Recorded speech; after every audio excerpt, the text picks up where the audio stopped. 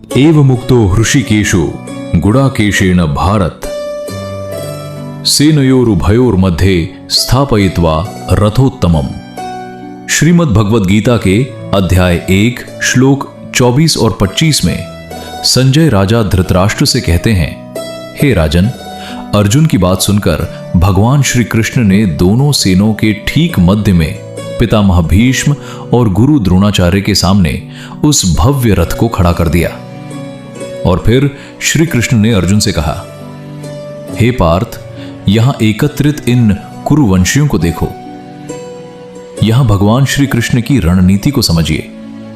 अर्जुन ने केवल विरोधियों को देखने के लिए कहा था, लेकिन श्री कृष्ण रथ को ठीक वहां ले गए जहां अर्जुन के सबसे प्रिय पितामह भीष्म और पूजनीय गुरु द्रोणाचार्य खड़े थे।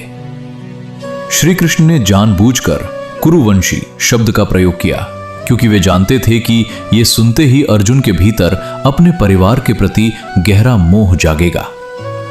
ये श्लोक दर्शाता है कि जब ईश्वर हमारे जीवन की बागडोर संभालते हैं तो वे हमें केवल बाहरी दुश्मनों से नहीं लड़ाते, बल्कि हमारे भीतर छिपे मोह और कमियों का सामना सीधे करवाते हैं।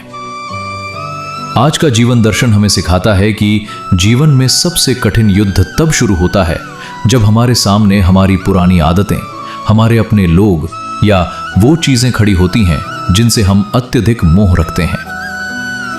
ईश्वर जब हमें किसी कठिन परीक्षा के सामने खड़ा करते हैं तो उनका उद्देश्य हमें डराना नहीं, बल्कि हमारी कमियों को हमारे सामने लाकर हमें मजबूत बनाना होता है। जब सारथी स्वयं परमात्मा हो तो परीक्षा सबसे कठिन बिंदु से शुरू होती है, ताकि जीत हमेशा के लिए स्थायी हो जाए। मेरे प्रिय, समस्याओं से आंखें चुराने के बजाय स्थिर होकर उनका सामना करो, क्योंकि इसी मंथन से सच्चे विवेक का जन्म होता है। कुरुवंशियों को देखकर अर्जुन के भीतर उठने वाले इस वैचारिक द्वंद्व को कल सुबह फिर आगे बढ़ाएंगे। तो मिलते हैं कल सुबह ठीक 6 बजे। राधे राधे।